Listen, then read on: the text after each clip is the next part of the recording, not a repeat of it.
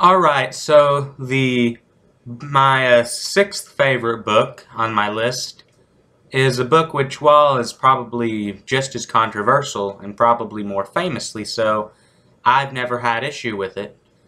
The book is Harry Potter and the Prisoner of Azkaban.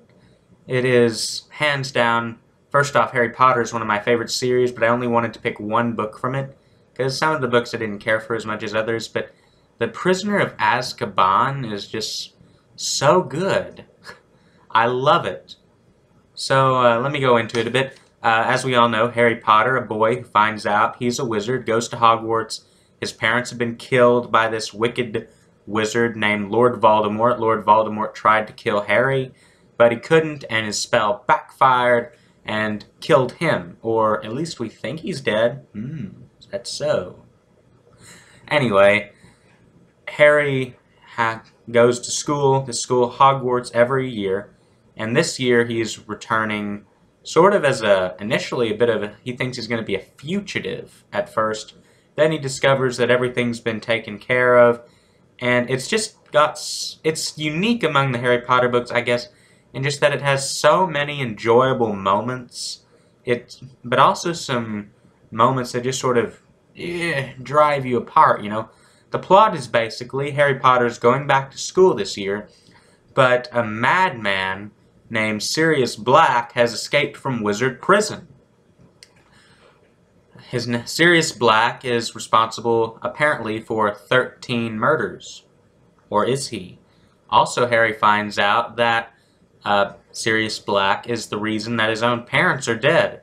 He was supposed to have been the Dark Lord's assistant who gave information. Or was he? You need to read this book. It is really good. Best in the Harry Potter series, if you ask me. And in my opinion, also, it was the best movie. Although, I have to admit that that is kind of driven by the fact that you switched from the style of Chris Columbus to the style of the new director, and it was such a twist that I thought it was really interesting. I didn't like it, of course, when I was younger, because I really loved the Chris Columbus movies better, but as I got older, Prisoner of Azkaban became my favorite. You need to read that. By J.K. Rowling. Harry Potter and the Prisoner of Azkaban by J.K. Rowling. Read it. Alright, here is the other thing I had by that wonderful, wonderful woman, Margaret Peterson Haddix. It's number 5 on my list, and unlike the others, it's not just one book. It's actually 7 small books called the Shadow Children series. But you should read them all together. They're more than any of the others designed to be read all together, and they are one of the best series I've ever read. Now you might be saying, that's a very young, that's a middle school series. I don't care, guys. It is worth it. It is so good. They are the first dystopian novels I've ever read. I read them for the first time in 4th grade at the urging of my teacher, and I have never gone back. She is a wonderful writer, and the Shadow Children, best series for middle schoolers I've ever read. I think that was ever made. The series goes like this. There were famines in an unknown country, although I think most people assume that it was the United States, and there wasn't enough food. A totalitarian government took over and prescribed the answer. Namely, we're going to outlaw having any 3rd or 4th or 5th or 6th children. Every family can only have 1 or 2. We're also going to encourage vegetarianism. Oh, and by the way, we're going to take over all the food sources. The conflict is that a number of parents went ahead and had 3rd, 4th, 5th children.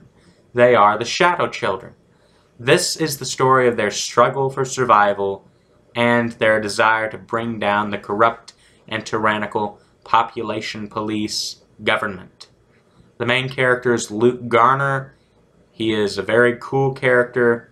Not to say he does many cool things, but the way his mind processes things, he's intelligent. And I also like the fact that he's the country bumpkin in the story. He meets a lot of city shadow children, and yet he's the smartest of the lot because he's the one who learned a lot of big words from books. along with another character by the name of Trey. The story is very good. It's worth the read. Read all 7. Read them. One of the best dystopian novels you'll ever read. I like them better than The Hunger Games, which you'll notice didn't make the list. Number 4, we have The Adventures of Huckleberry Finn by Mark Twain. Tom Sawyer is alright, but it ain't that great. But Huckleberry Finn, man, that is one of the best stories I've ever read. The story goes like this. There's the boy, Huckleberry Finn, and he has a friend who's a slave of Huck's adopted mother. The slave's name is Jim. A lot of things happen. Huck's pap comes along and tries to take Huck away. In the meantime, the widow, Douglas, and Miss Watson, ladies who adopted Huck, they need some money, and so they decide they're going to sell Jim. And so Jim runs away, and he's heading north. And eventually Jim and Huck meet each other, and they begin running north together. There's a lot of discussion on race, on slavery, and a bit of a criticism of religion, although I'd like to note that the religion mentioned in Huckleberry Finn does not remind me of Christianity, except in name. But it continues the fact that both Jim and Huck wonder, should they even be doing this? Do they have a right to run away and head north for freedom? And it's a great adventure story. Tons of Mark Twain style humor, because Mark Twain was a comedian, a great, funny, intelligent, witty fellow. Check it out. Alright, so a slightly less controversial book by Mr. Rick Riordan. It makes for number 3 on my list, The Lightning Thief. I love this story. I didn't love it as much when I read it the first time, but when I read it the second, oh my gosh, it was great. The Lightning Thief is Percy Jackson's first book. It was the first young adult novel Rick ever wrote. Before that, he wrote adult novels, which apparently you should avoid until you become an adult. But The Lightning Thief was great. It came up with so many cool ideas. Like I said, the idea is that the Greek gods really exist. They're still having children with mortals. And one of the themes of Rick Riordan's novels is that things we see as weaknesses become strengths in their world. The people who have ADHD and dyslexia in their world have them because those are the strengths of the Greek gods. Dyslexia, because you're designed to read ancient Greek. And ADHD, that keeps you ready for battle, so you can pay attention to everything at once. I mean, what a neat concept, you know? To look at ADHD and dyslexia not as weaknesses, but to come up with where they may be strengths in this fictional world. And I just thought that was so great and so neat of an idea. It also included a lot of Rick Riordan's signature humor and wit. He's kind of like a Mark Twain almost in that regard. He's very witty, and it's very funny at points, but also very serious. I really can't think of any good complaints. In fact, I would say The Lightning Thief is one of the best books he's ever written, especially in the first series. So you should check it out. The plot is that Percy is the son of a major god, and this major god is accused of stealing a lightning bolt, the lightning bolt from Zeus. I'm not going to tell you which god Percy's the son of.